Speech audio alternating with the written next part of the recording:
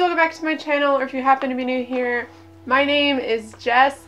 If you guys saw my most recent vlog, I have had a pretty tumultuous past week, but I wanted to sit down and film and kind of bring a little bit of normal back into my life. I was considering taking time off because obviously a lot has happened, but I didn't want to break like my normal routine. I took yesterday just to turn off my phone, be away from everything, and just kind of play video games and hang out and not really focus on what was happening.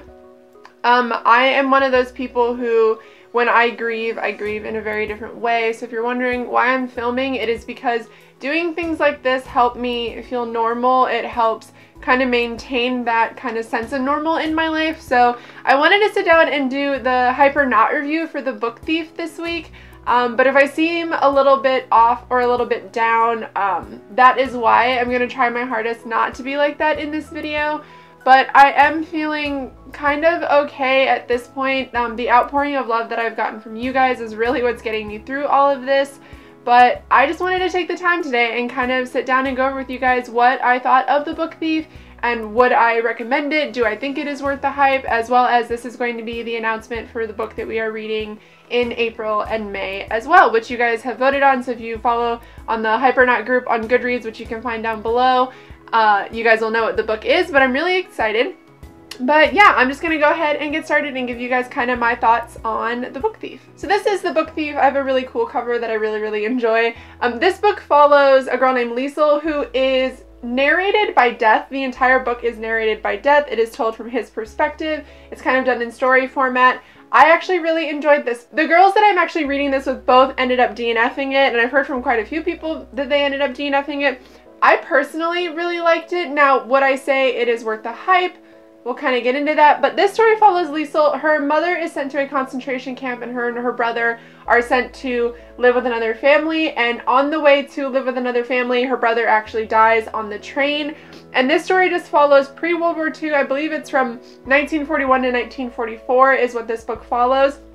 And I really liked this book because I liked the relationship with her mama and papa, her new adopted parents. I liked her relationship with Rudy, the boy from the town. I liked all of the supporting characters in this.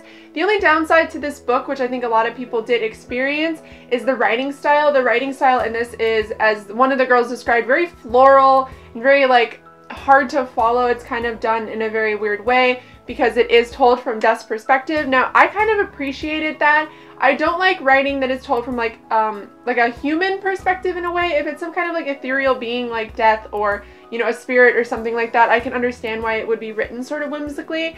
But I did actually really enjoy the writing style in this, which is kind of weird for me because I don't normally like books written in this style. But I really enjoyed the story as well. There's a lot of loss in this book. It's very hard to read because it is obviously World War II Germany is where this takes place, and there is a lot of, you know, backstory on, you know, what they did to the Jews and things like that if you guys are not familiar with World War II, which obviously you should be. This book is what this follows. Liesl is not a Jew, her family are not Jews, but they also take in a Jew that lives with them, and reading that perspective was kind of hard. One of my most favorite parts in this book is actually when Max, who is the Jew that they take in, starts writing stories to Liesl because she doesn't read very well, and that's kind of also what this story follows. Liesl starts stealing books from the town that she lives in, and also she steals a book at the gravesite of her brother, and that is the Gravedigger's Handbook. It's a little bit confusing because you would think it's all about her stealing books, and that's kind of what she does. She tries to protect books from being burned and things like that, but it's a little bit more than that. I feel like it more so follows her relationship with the people in her town, her relationship with her mama and papa, and then obviously World War II Germany as well. But I did still really enjoy this book. I ended up giving it 4 out of 5 stars just because the writing style was a tiny bit confusing at the beginning. It took me quite a while to get into it. I think when I really started liking the book, I was at a page 174, so it was kind of slow going at the beginning, but I still really enjoyed it. And it is a movie, and I'd be interested to see how they kind of bring the book to life in movie form. If you have seen it, let me know if it's worth watching or not. Would I give this book the rating of, is it worth the hype? I think that's a very personal opinion. I personally love historical fiction. I love World War II. I love learning about that.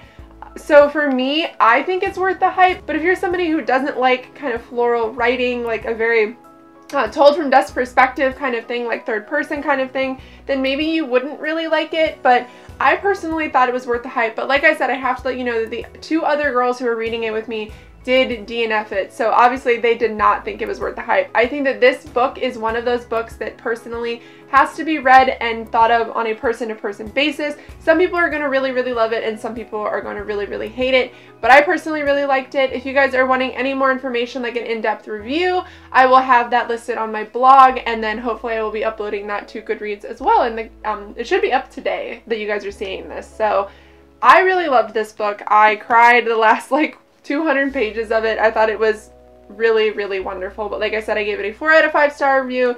And when it comes to hype or not, I think that that is something that is going to be on a person-to-person basis. Now, getting into the book that we were reading for April and May. You guys voted, and the book that we are going to be reading is The Cruel Prince by Holly Black. I am really excited to read this. I was actually sent a copy of this probably like a month ago. Right after it came out, I was sent a copy of this from one of my friends, and she absolutely loved it and wanted me to read it and thought that I was really going to like it. I don't know a whole lot about it other than it's a human girl who's kind of brought into Fae lands, and it kind of reminds me of ACOTAR, so I don't know how I'm really going to feel about it. Everybody said it kind of gives them that vibe, and I'm kind of over that sort of storyline, so I'd be interested to see what I think of it or what the rest of us think of it. But everyone who has read this book that I have seen read it has either really, really loved it and it's so hyped on Instagram, or they absolutely hated it. So I'm interested to see which kind of camp I land into. But if you guys are interested in following along with The Cruel Prince by Holly Black for April and May, like I said before, you can find the Goodreads group listed down in my info bar. Alright guys, so I'm sorry that this video is short and sweet, but I'm just trying to kind of keep my thoughts together, and like I said, it's sort of hard to film and give like, you know, exactly how I felt about a book when I'm kind of feeling how I'm feeling with the last week's events. But I hope you guys enjoyed this video anyway. If you did, please give it a thumbs up. Also, if you have any recommendations for books that you would like to see in future Hypernauts, leave that in the comments as well. But I will see you guys hopefully in Friday's video. Bye!